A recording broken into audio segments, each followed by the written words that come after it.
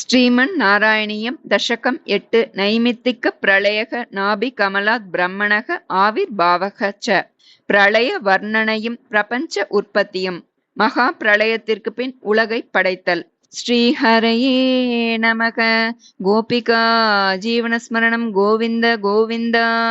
ஏவம் தாவத் பிராகிருத பிரக்ஷயாந்தே பிராமே கல்பே ஹ்யாதிமே லப்த ஜன்மா பிரம்மா பூயஸ்த்வத்ன ஏவாப்யவேதான் சிருஷ்டிம் சக்ரே பூர்வகல்போபமானாம் சோயம் சதுர்யுக சகஸ்ரமிதான்யகானி तावन्मिताश्च रजनीर्बहुशो निनाय निद्रात्यसौ त्वयि निलीय समं स्वदृष्टैः नैमित्तिकप्रलयमाहुरतोऽस्य रात्रिम् अस्मादृशां पुनरहर्मुखकृत्य तुल्यां सृष्टिं करोत्यनुदिनं स भवत्प्रसादात् प्राग्ब्रह्मकल्पजनुषां च परायुषां तु सुप्तप्रबोधनसमास्ति तदा विसृष्टिः पञ्चाशदब्दमधुना स्ववयोर्धरूपम् एकं परार्धमतिवृत्य हि वर्ततेऽसौ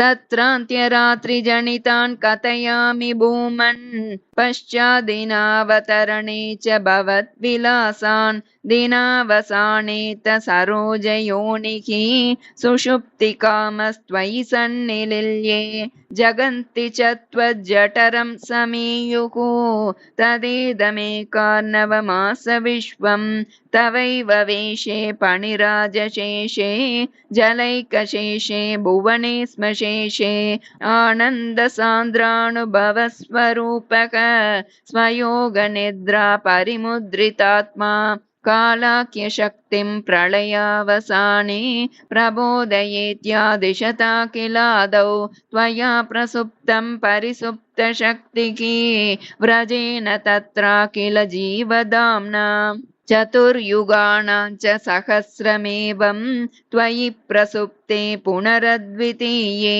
कालाख्यशक्तिः प्रथमप्रबुद्धा प्रबोधयत्वां किल विश्वनाथ विबुध्य च त्वं जलगर्भशायिन् विलोक्य लोकान् अखिलान् प्रलीनान् तेष्वेव सूक्ष्मात्मतया निजान्तः स्थितेषु विश्वेषु ददात दृष्टिं ततस्त्वदीयादयिनाभिरन्ध्रात् उदञ्चितं किञ्चन दिव्यपद्मं निलीननिश्शेषपदार्थमाला संक्षेपरूपं मुकुलायमानम् तदेतदम्बोरुहकुड्मलं ते कलेबरातोयपते प्ररूढं बहिर्निरीतं परितस्फुरद्भिः स्वधामभिर्ध्वान्तमलं न्यकृन्तत् सम्पुल्लपत्रे नितरां विचित्रे तस्मिन् भवद्वीर्यधृते सरोजे सपद्मजन्मा